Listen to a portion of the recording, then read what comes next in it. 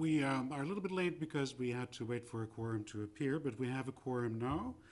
So I declare the Wastewater Implementation Committee meeting of Wednesday, March 15, 2017 as open. I'm sorry, you're exactly right. I apologize. I was reading the date from the minutes to be approved. Thank you so much for reminding me of that.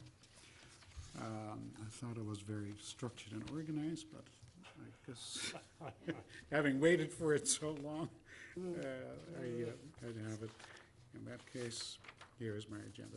I apologize to the audience. It is indeed April 12, and the meeting is still open. Any public comments at this point from the audience? Anybody? No public comments.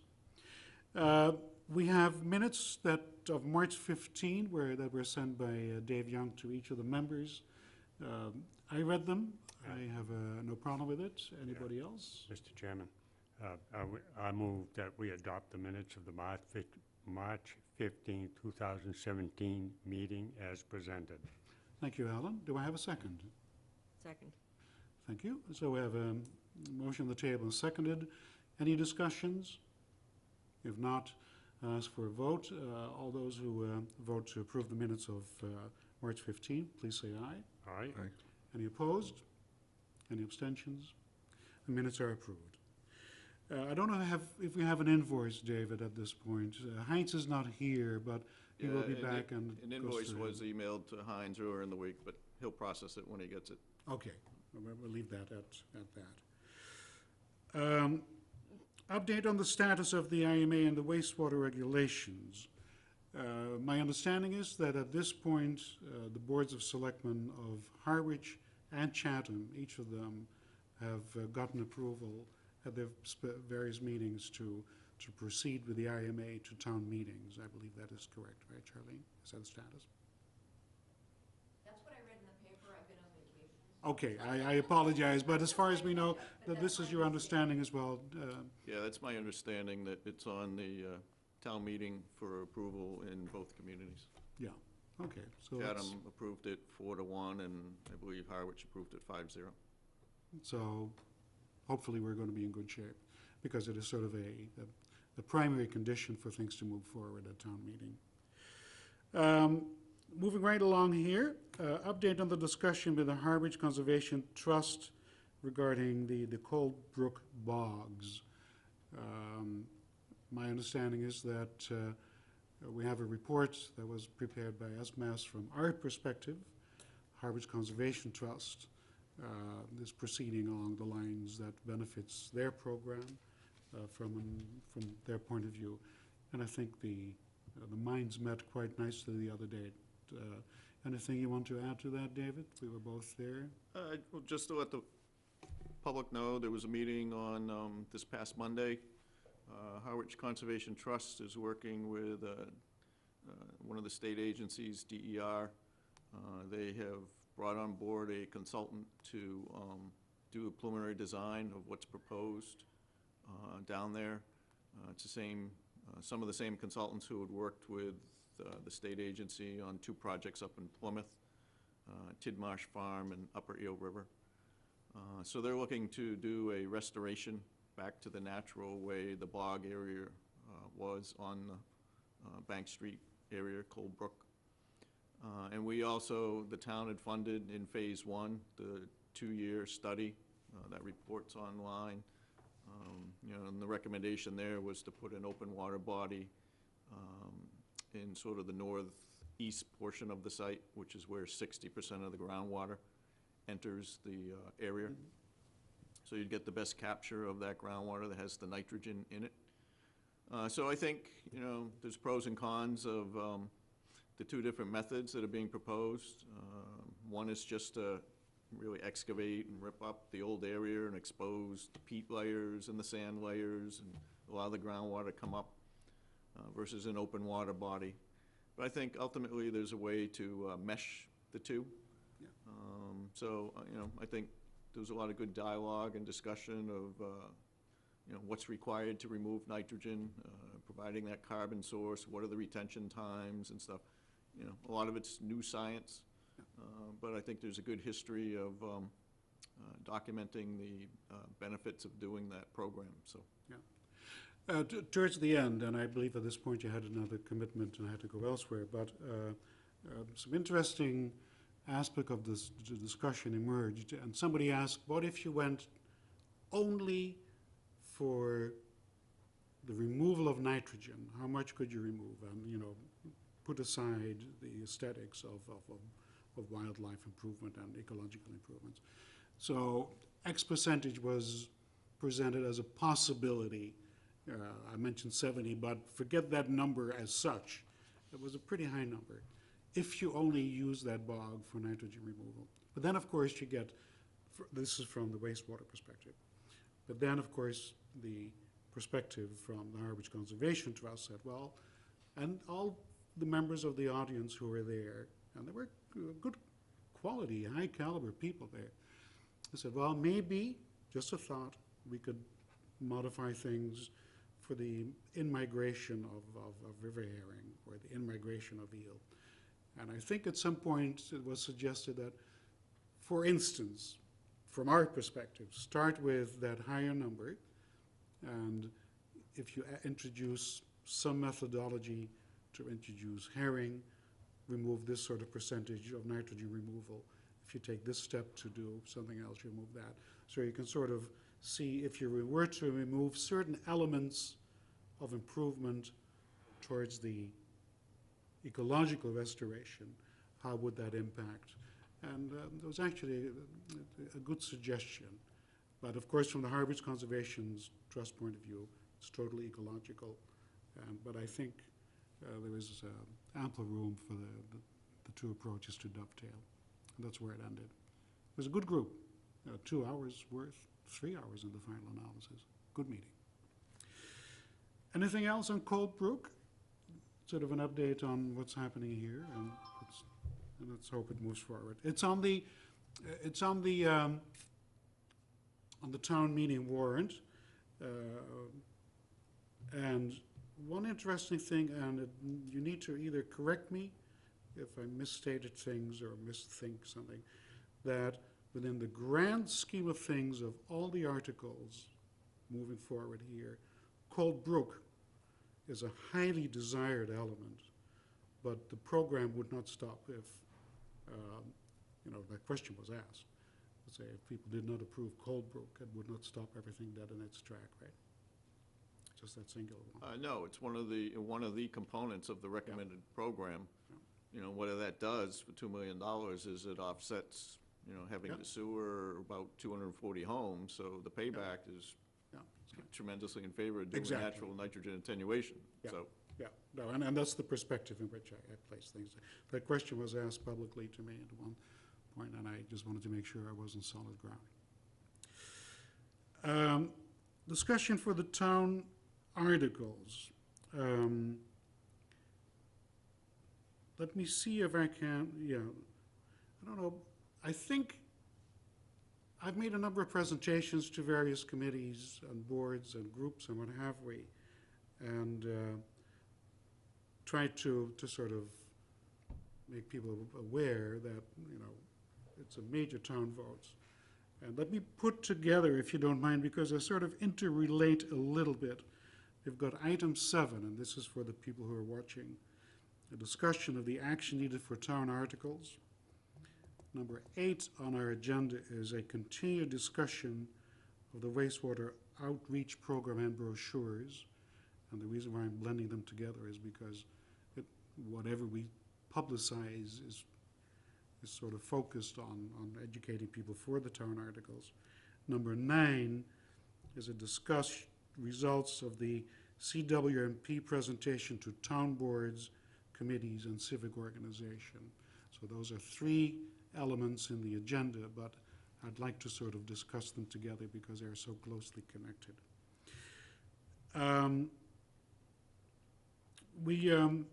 I think between members of this committee, we've made presentations to various boards and committees. We used as a framework a number of brochures that we generated in the past. There's a 12-page handbook, so to speak, which is a highly condensed synopsis of what is in this 2.5-inch thick CWMP.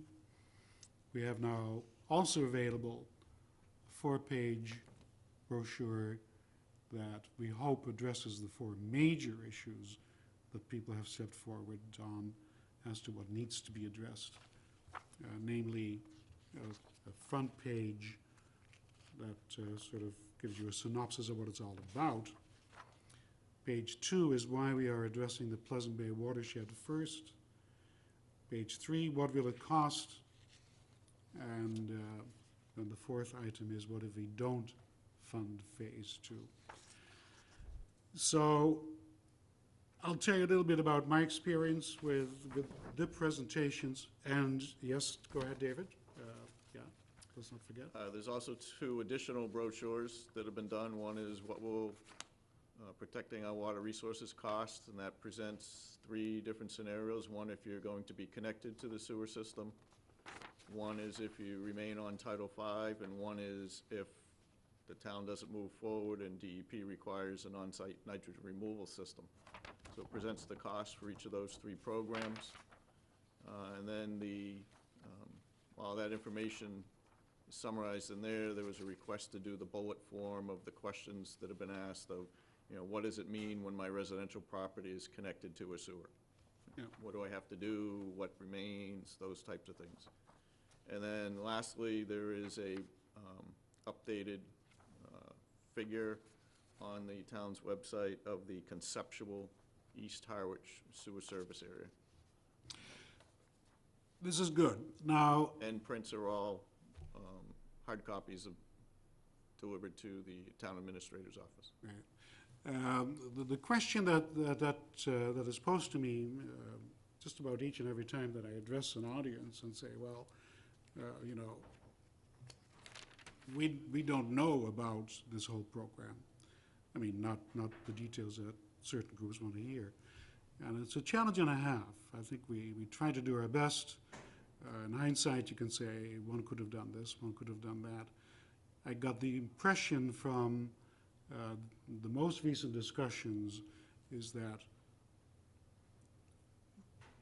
the audience may not fully appreciate that if we do nothing, what the consequences then are. And I think the 2 biggies that I think I heard, but people hear different things, is what is the cost, and the cost in detail as to, for instance, what we now call betterments, but it's the hookup from the home to the sewer that goes in front of their home. What does that cost? Who bears it? How is that financed? The overall cost of the program with respect to an individual homeowner. And then, again, in a couple of sentences, what if we don't do it? So we have these brochures, these 2-page flyer, this double-sided flyer. So how do we get that in front of 10,000 people so that nobody can say, well, I didn't know about it? That is the question, and I'm not sure. It's a challenge, and there are various ways to do it. People say, well, I don't know about it. It's at the front page of the Harwich Chronicle. How much can you push people's noses into the butter, It's a challenge. But I think people may have a valid point to say, you really have to tell me what happens if I vote no. So the silence is deafening. Right. It's an open-ended question. We've tried many different avenues. There are additional avenues. It's on the website. I'm telling the audience this. You can read anything you want. It's on the website. We have a meeting tonight, by the way, again, here to answer questions for anybody who wants to show up. It's at 6:30 in this room. So it's an open meeting. The topic is purely dedicated to the explanation of the CWMP for those people who are interested in it. So that's where he is.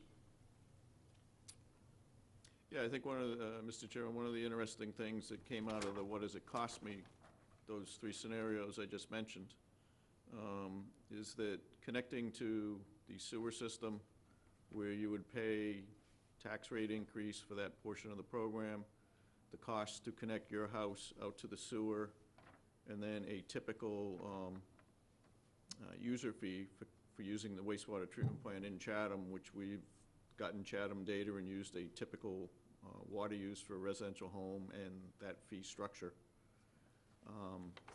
Versus remaining on Title V, where you would have the tax increase, the septic system maintenance, where you pump your septic system once every 3 years. And then if you amortize the cost to replace your septic system every 25 years, those two costs are almost essentially the same. The third scenario, which is if you have to put a nitrogen removal system in, DEP goes and changes the Title V regulations and requires everyone in a nitrogen-sensitive watershed, instead of the town doing the recommended program. That cost is 3 times more than the other two scenarios, because of the, you're putting a small treatment plant on your property, and you've got the maintenance cost on an annual basis to maintain that system, sample it, prove that you're removing nitrogen, all those cost components. And those costs are taken right out of the Cape Cod Commission's cost guideline. The quintessential question is, how do we reach everybody? And it's the same old theme. We've tried many avenues. It's in the paper. The very same numbers that you quote are in there. But if people, and I don't want to be negative about it, but if people don't read either the newspaper or go to the website or don't go to the meetings, it becomes very difficult. And I know there are additional avenues, but it's a challenge, let's put it that way. We'll do our best. I'll reconnect with some other powers to be to see how we can sort of in the final stretch of this exercise reach even more people. We'll do our best, but at some point, people need to react. And I want to put this on a positive note, but that's sort of the essence of it all. Are those questions and answers and that diagram, are they going to be put in the newspaper? The most recent article in the Chronicle was about this. Yeah. Was that, and then what the other And I one? believe he took a photo of this. They did. And It's put in the that in paper. the Chronicle as well. And then the question and answers, is that? Yeah, going they're in? all contained within this. They just, the selectmen Oh, at all their right. last meeting asked for this to be created, so this was actually done this week. Okay, And so I mailed it to the town. It's all in black and white, so anyone can print it. And let's say the newspapers have, Bill Galvin has been very cooperative. I sort of understand that he's willing, I'm not making a commitment for him, he's a newspaper person, but to dedicate a weekly article to each of the various, the 4 things. Take one, pass them along. So there's more to come. In addition, we have several actors who performed quite nicely on Channel 18, explaining in 10-minute segments what each of these 4 elements really entailed. So I invite you to look at our great performance on Channel 18 explaining the program. I'll be on the lookout for articles in the newspaper. Go to the website. Everything and more that you ever wanted to know is there. So we hope you, as an audience, will look at that. So we had various things. I want to thank Anne Howe. I really do. I mean this sincerely. She's been in our meetings all the time, I should say. And in the various presentations that we had, by sheer coincidence at times, she approached the audience from an environmental sensitivity perspective, if I may put it that way. And she did a super job. And again, she's not telling people to vote. I'm certainly not. But the arguments she brought forward are very, very relevant and very apropos. So thank you for your support in that perspective. Anything else that anybody else might have done? Any good news from your side there, Bob? Is there anything we need to know? For, well, stormwater. Anything that's relevant to the program at this point? Yeah, well, stormwater management, we have hired a consultant to help us to comply with the new MS4 requirements, which is to clean up our stormwater, which Yeah. is an added effort in this wastewater program. I do have rules and regulations for stormwater and illicit discharge regulations that we're drafting up, and which we'll have to, it's not in time for this town meeting, but in a future town meeting, we're going to be changing our. Yeah. So we have a program where we show people in various charts that pick a number, 80% of the nitrogen issue is created by wastewater, and then we have stormwater and fertilizer. And if people were to ask, we are working on a Yes. stormwater thing. Aggressive. So when people say, well, why don't you do something about stormwater? That is being addressed, right? Yes. Yeah, Yes. so that's an important thing for people to realize. The same with the fertilizer. My understanding is that at some point, the Board of Health will hopefully come out with a recommendation on how to deal with fertilizer and not legislate it in a bylaw or a regulation.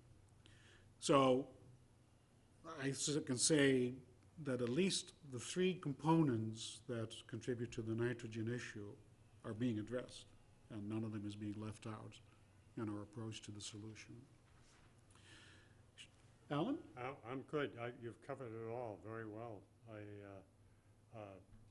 Interesting is the stormwater component that used to be just an old catch basin that would fill up with junk and all that. Now they have a system to catch the trash or whatever, and then a leach system which allows the water to dissipate, and they have to come around and clean them more often.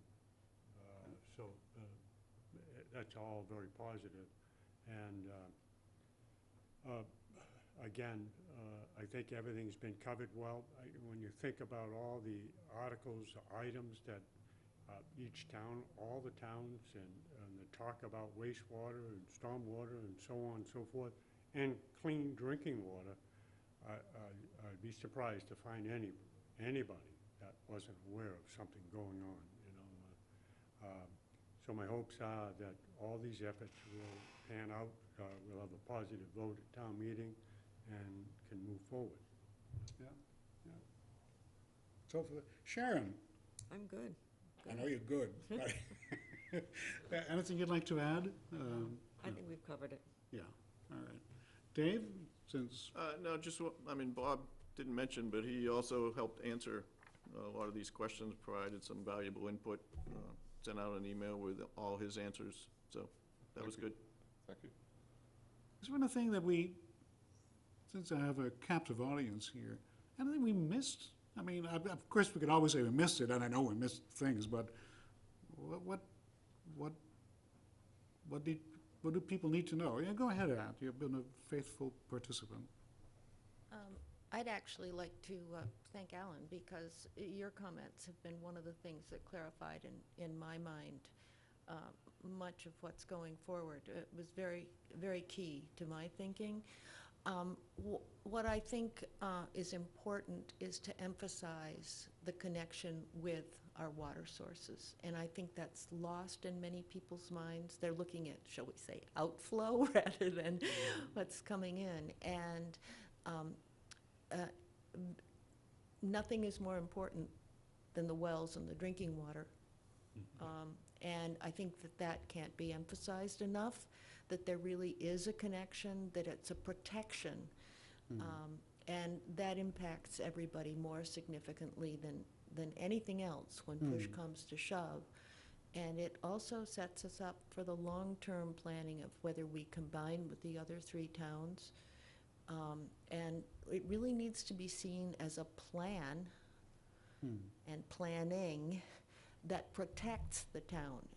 I think there's a sense that it's a hostile incoming issue, and yes, it's costly, but protection of the water is something that's very deeply embedded in people's minds. whether for health, whether protecting children, whether protecting the value of their property.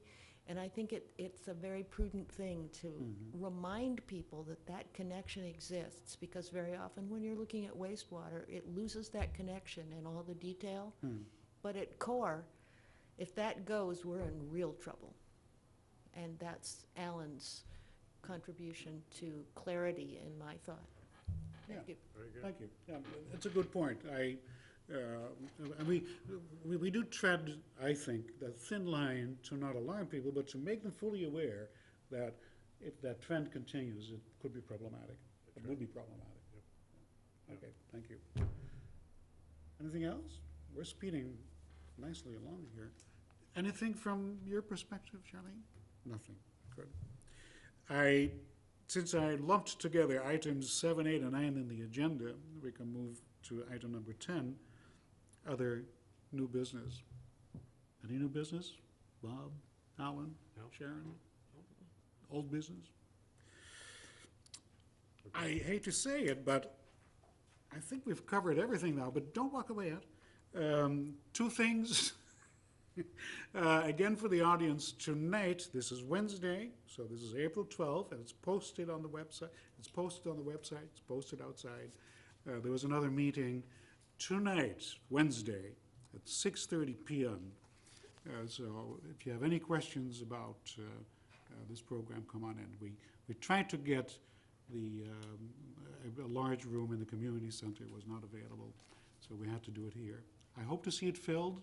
I'm looking forward to that. There are 2 more meetings. I think there's an East Harwich meeting also posted publicly on the 20th, and that will take place at the Harwich Community Center, again at 6:30 at night on the 20th. So those are other opportunities for you to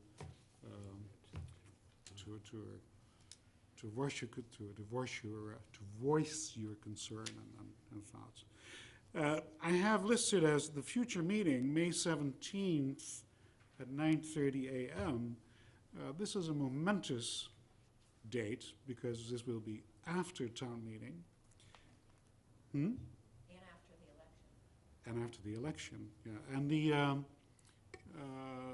let's say, the interesting part is items that are approved at town meeting, the ones that require funding, so that relates to articles number 12, 11, and 12, have to go to the ballot, and the ballot is, do we know the date? I think 16th. the 16th. So, on the 17th, this committee will either have a huge task ahead of it, or we may be all out of a job. I don't know. Just kidding here, but it's a momentous date. So I hope you vote your conscience. I hope you see the importance of these issues, and that's all I can say. So, with the 17th of May at 9:30 a.m., would that be a good date? Hope to see you all. Thank you so much. So with that, I look for a motion to adjourn the meeting. Mr. Chairman, I move that we adjourn. Second? Seconded. Okay, motion's made and seconded. All those in favor say aye. Aye. Aye. Thank you very much. We had an official meeting with a quorum.